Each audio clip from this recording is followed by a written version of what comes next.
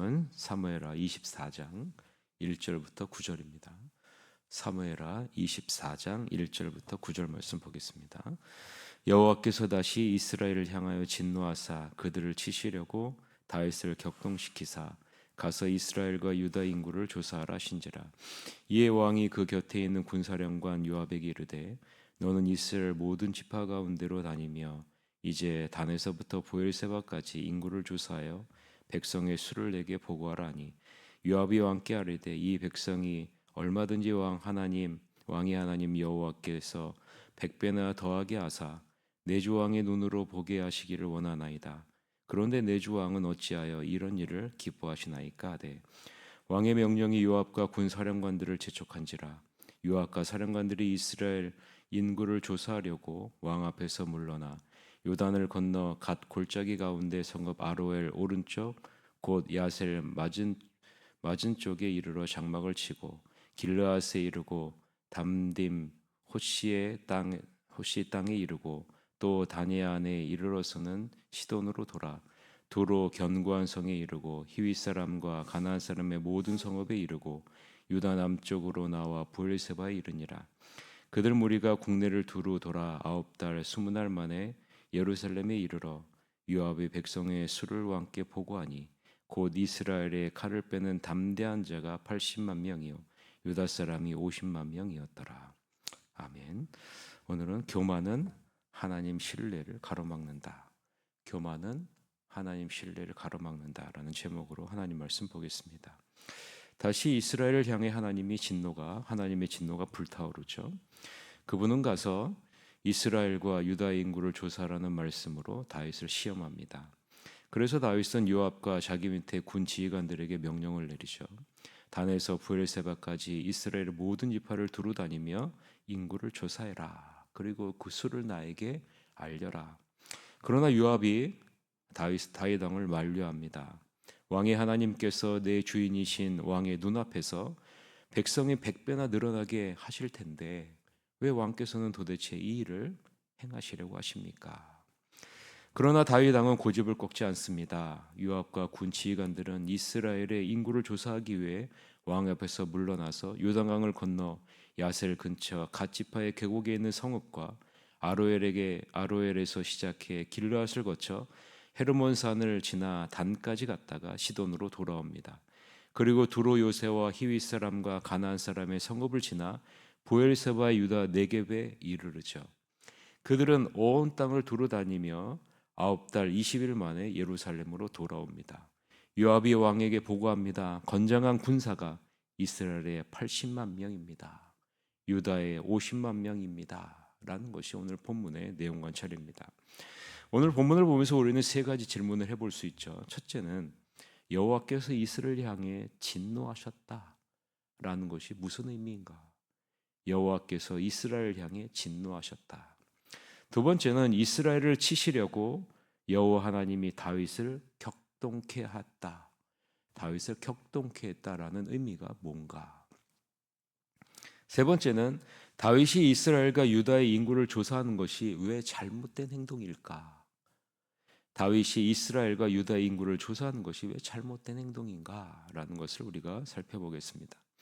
먼저 1절을 한번 보세요. 1절을 보면 굉장히 중요한 구절입니다. 1절이 우리가 같이 한번 천천히 읽어볼까요? 여호와께서 다시 이스라엘을 향하여 진노하사 그들을 치시려고 다윗을 격동시키사 가서 이스라엘과 유다의 인구를 조사하라 하신지라. 자, 여기서 여러분 잘 보세요. 1절에 보면 여호와께서, 그 다음이 뭐예요? 다시. 이 부분을 우리가 눈여겨봐야죠. 여호와께서 다시 이스라엘 향해 진노하셨다. 네, 이것이 여러분 오늘 우리 본문의 핵심입니다. 핵심. 자, 여호와 하나님께서 이스라엘 향해 다시 진노하셨다. 자, 하나님은 다윗이 범죄했을 때 즉각적으로 분노하셨죠. 그리고 그에 대한 심판을 약속하셨고 그의 심판을 행하셨죠. 물론 여러분 용서하셨어요. 그러나 여러분 죄에 대해서는 즉각적으로 진노하셨습니다. 그러한 과정 가운데 이스라엘 백성들은 하나님이 기름 부어 세운 다윗 왕을 어떻게 했어요? 배반했어요. 그렇죠? 배반하고 누구를 따라갔습니까? 다윗의 아들 압살롬을 따라갔죠. 그리고 압살롬을 왕으로 세우려고 기름 부음 받은, 하나님의 기름 부음 받은 다윗 왕을 대적하여 죽이려고 했습니다. 그때 하나님은 진노하셨어요. 이스라엘 백성들을 향해. 잘 기억하셔야 돼요. 사무엘하 15장 10절에 오면 제사 드릴 때에 압살롬이 사람을 보내 다윗의 모사 길로 사람 아히도벨을 그의 성읍 길로에서 청하여 온지라. 반역하는 일이 커감에 압살롬에게로 돌아오는 백성이 많아지니라. 이스라엘 백성들이 어디요? 다 다윗 왕에게로 돌아갔다. 하나님의 기름 받은 다윗 왕을 배반하고 압살롬에게로 그 마음이 다 돌아간 거예요. 여러분, 이때 하나님은요 이스라엘을 향해 진노하셨어요. 자, 그러면 또 다시라는 말이 뭘까요? 그것은요, 베냐민 사람 비그리의 아들 세바가 반란을 일으킬 때 또다시 이스라엘 백성들은 어떻게 했어요? 기름 부음 받은 다윗 왕을 따르기를 그치고 누구를 따라가요? 세바를 따라갔습니다. 사무엘하 20장 2절에 보면 온 이스라엘 사람들이 다윗 따르기를 그치고 올라가 비그리의 아들 세바를 따르나 유다 사람들은 그들의 왕과 합하여 요단에서 예루살렘까지 따르니라 라고 얘기하죠. 지금 누구를 따랐다고? 세바를 따라갔다. 하나님이 기름 부어서 세운 다윗 왕을 버리고 세바를 따라간 거예요. 여러분, 압살롬을 따라갈 때 하나님이 진노했죠? 다시 진노했다. 이게 뭐예요? 세바를 따라갔다라는 것을 지금 말하고 있는 겁니다. 물론 압살롬이 죽고 세바가 죽음으로 이스라엘 사람들에게 실패로 돌아갔지만 하나님은 이 모든 것을 지금 다 보고 계시는 것이죠. 하나님이 세운 다윗을 따르지 않고 압살롬과 세바를 따랐다는 것은 무슨 의미일까요? 하나님을 버리고 이 세상의 것을 따라갔다라는 것을 의미하죠. 하나님은 이러한 이스라엘 백성들을 향해 진노하고 계신 겁니다. 그래서 1절 상반절에 다시라는 부사가 나오는 겁니다. 반복적으로 행했고 하나님은 그것에 대해 반복적으로 진노하셨다라는 거죠. 진노하셨다라는 말의 의미가 무엇일까요? 진노하셨다는 것은요, 원어적인 의미를 보면 코에서 뜨거운 열기를 뿜어낼 정도로 하나님이 분노하셨다라는 거예요. 여러분 막 진노하면 어떻게 돼? 코에서 뜨거운 입김이 푹푹 나오잖아요. 그런 의미의 단어를 사용했어요. 하나님은 다윗의 범죄에 분노하셨고 이스라엘의 반복되는 범죄에 분노하셨다라는 것입니다. 그래서 영어 성경 킹 제임스 버전에서는요, 이 부분을요, 여호와의 진노가 이스라엘에 대하여 다시 불타올랐다라는, 여호와의 진노가 이스라엘에 대하여 다시 불타올랐다. 하나님은 자신을 버리고 다른 사람이나 이 세상의 것을 더 의지하고 섬기는 것을 얼마나 싫어하시는지, 이것을 오늘 본문을 통해서 우리에게 보여주고 있는 거죠. 그래서 여러분, 여호와 하나님이 다시 이스라엘을 향해 진노하셔서 이스라엘 백성들을 치시기 위해 지금 무엇을 하고 있다고요? 다윗을 격동시키셨다라는 거죠. 그 의도를 여러분 분명하게 아셔야 됩니다. 그런데 다윗을 격동시키셨다라는 것을요, 우리는 이해하기 위해서는 병행 구절인 역대상 21장 1절을 우리가 함께 봐야지 알 수 있습니다. 역대상 21장 1절에 보면 이 병행 구절인데 어떻게 설명하고 있냐면요, 사탄이 일어나 이스라엘을 대적하고 다윗을 충동하여 이스라엘을 계수하게 하니라 라고 이야기를 하죠. 오늘 본문에서는요, 하나님이 다윗을 격동시키셔서 이스라엘을 계수하도록 했다라고 기록하고 있잖아요. 그런데 역대상 21장 1절에서는 뭐라고 기록하고 있어요? 사탄이 일어나 이스라엘을 대적하고 다윗을 충동하여 이스라엘을 계수하게 했다라는 거죠. 하나님의 분명한 의도가 나타나죠. 다윗의 범죄가 이스라엘을 징계하려는 하나님의 분명한 의도 가운데 진행되었다라는 것을 우리가 알 수 있습니다. 그런데 중요한 것은 하나님이 다윗을 격동시키셨다. 여러분, 이 부분을 우리가 명확하게 이해해야 돼요. 왜냐하면 하나님은 누구에게도 시험을 받지 아니하시고 친히 아무도 시험하지 않으시는 분이시기 때문입니다. 야고보서 1장 13절에서부터 16절에 오면 사람이 시험을 받을 때 내가 하나님께 시험을 받는다 하지 말지니 하나님은 악에게 시험을 받지도 아니하고 친히 아무도 시험하지 아니하시느니라. 오직 각 사람이 시험을 받은 것은 자기 욕심에 끌려 미혹됨이니 욕심이 잉태한즉 죄를 낳고 죄가 장성한즉 사망을 낳느니라. 내 사랑하는 형제들아 속지 말라라고 분명하게 이어져. 하나님은 시험을 받지도 아니하시고 시험을 하지도 않으신다라는 거 분명하게 말씀하죠. 그런데 여기서 말하는 시험은요, 템프테이션이에요. 유혹. 죄를 범하도록 하는 유혹을 말하는 거예요. 하나님이 아브라함을 시험했죠. 이 시험은요, 템프테이션이 아니에요. 테스트죠.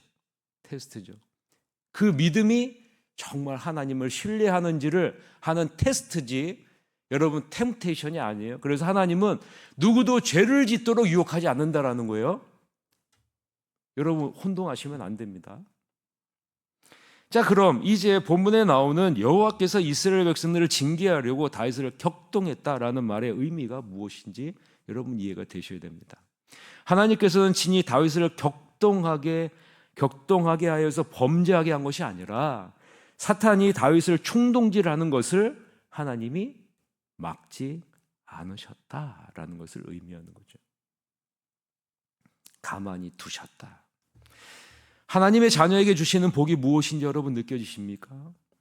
하나님의 자녀에게 주는 복은요, 우리가 죄 가운데 걸어갈 때 하나님이 친히 우리와 함께 하신다는 겁니다. 그리고요, 매 순간마다 개입하셔서 죄를 짓지 않도록 우리를 붙잡아 주신다는 거예요. 그게 여러분 하나님의 자녀에게 주는 축복이에요. 홀로 내버려 두지 않는다라는 거죠. 여러분, 이것이 참된 복입니다. 하나님은 이스라엘 백성들의 죄악을 벌하시기 위해 다윗 왕의 그 실수를요 그대로 내버려 두시는 거예요. 여기서 우리는 좀 더 깊이 한번 들어가 봅시다.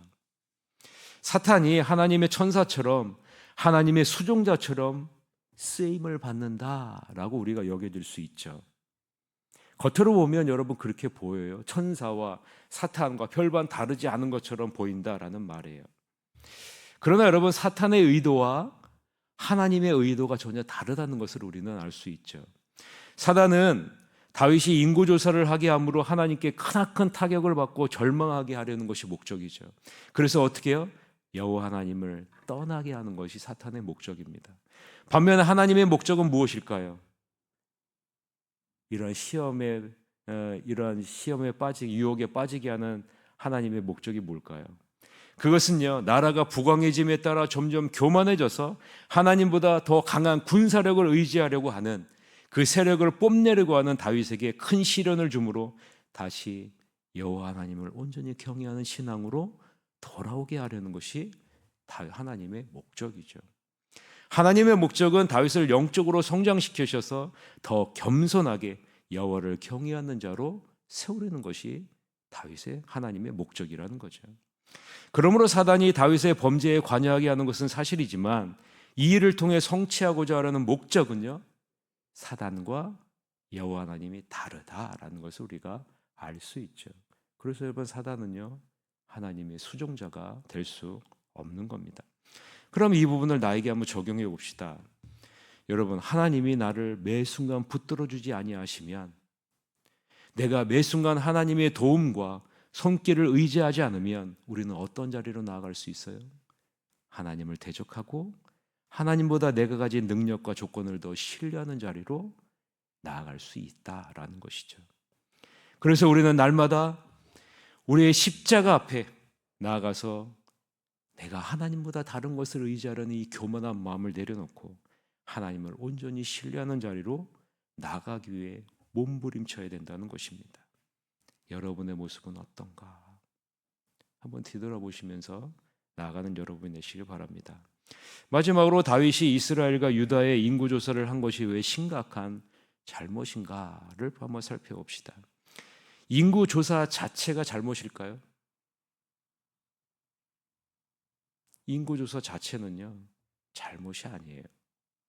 왜냐하면 모세는요, 2번이나 인구조사를 했기 때문입니다. 그런데 모세와 다윗의 차이점이 무엇일까? 모세는 하나님의 지시에 따라서 인구조사를 했고요. 다윗은 자신의 위상과 업적을 과시하기 위해 요압의 만류에도 강행한 것이 차이점입니다. 또한 모세는 인구조사를 할 때 사람의 수대로 속전을 여호와 하나님께 드렸습니다. 그런데 다윗은요, 그렇게 하지 않죠. 출애굽기 30장 11절부터 12절에 오면 여호와께서 모세에게 말씀하여 이르시되 내가 이스라엘 자손의 수요를 조사할 때 조사받은 각 사람은 그들을 계수할 때 자기의 생명의 속전을 여호와께 드릴지니 이는 그들을 계수할 때 그들 중에 질병이 없게 하려 함이라 라고 얘기를 했어요. 반면에 다윗은 인구조사를 한 후에 그 인구수에 따라 적절한 속전을 하나님께 드리지 않죠. 왜요? 그 목적이 다르기 때문입니다. 인구조사를 명령한 다윗의 마음 자세가 하나님보다 군인들의 소유를 더 믿고 또 자신을 자랑하기 위함이기 때문이죠. 하나님이 한순간이라도 다윗을 붙잡아주지 않으면요, 다윗과 같은 신앙의 위인도 한순간 교만해질 수 있고요, 다윗의 시험에 빠질 수 있다는, 이 사단의 시험에 빠질 수 있다는 것을 여러분 우리는 기억해야 됩니다. 다윗은 전쟁을 어떻게 고백했어요? 여호와께 속한 것이다. 그리고 여호와만 의지하고 승리를 거듭한 인물입니다. 이러한 위대한 인물도요, 하나님이 붙들어주지 아니하시면, 하나님이 도와주지 아니하시면요, 순간적으로 나락에 빠질 수 있는 거예요. 순간적으로 자기의 교만을 드러낼 수 있고 하나님보다 더 눈에 보이는 것을 의지하는 자리로 나아갈 수 있다는 것입니다. 따라서 이 자리에 앉아있는 우리들은 하나님의 은혜가 아니면, 하나님의 붙들어 주심이 없으면 한순간도 온전히 설 수 없는 연약한 존재임을 날마다 고백하고 주님의 붙들어 주심을 날마다 고백하는 여러분이 되시기를 간절히 바랍니다. 말씀을 맺겠습니다. 하나님이 우리의 마음을 붙잡아 주지 않으면 우리는 교만해질 수밖에 없습니다. 사람이 왜 교만해져요? 하나님이 붙들어 주지 않을 때, 우리가 날마다 주님을 의지하지 않을 때 우리는 교만해집니다. 내가 가진 능력과 조건을 더 신뢰하는 자리로 나아갈 수밖에 없습니다. 따라서 날마다 십자가 앞에 나아가는 여러분이 되시고 주님의 은혜를 구하는 여러분이 되셔서 나를 부인하고 주님만 의지하는 겸손한 길을 걸어가셔서 하나님이 기뻐하시는 아름다운 열매를 맺는 여러분이 되시기를 주님의 이름으로 간절히 축원합니다. 기도하시겠습니다.